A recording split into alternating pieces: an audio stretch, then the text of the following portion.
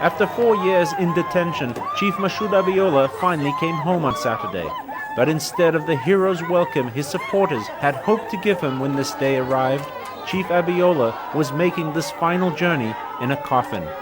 It was an emotional moment for his family and the small crowd of followers who were waiting to receive the body in the early morning.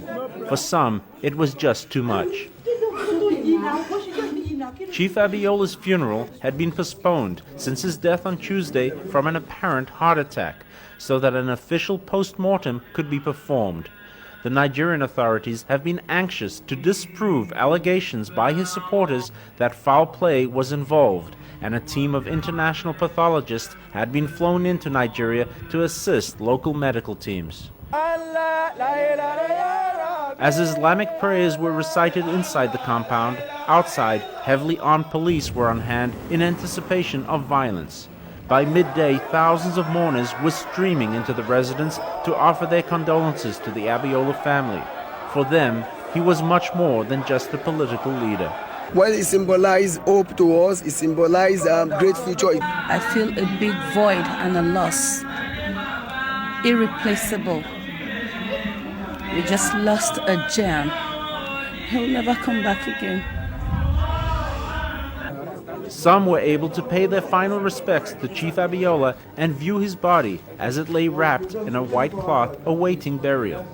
Tensions rose when a group of students demanded they should also be allowed to see Chief Abiola's body. Appeals by family members for calm avoided violence, but the atmosphere remained volatile. The Abiola family wanted a quiet and dignified funeral, but when the body appeared, the crowd went wild with emotion. There was pandemonium as people scrambled to get a last glimpse of their hero. But in the Muslim tradition, there was no ceremony, and in a matter of minutes, the body was in the ground.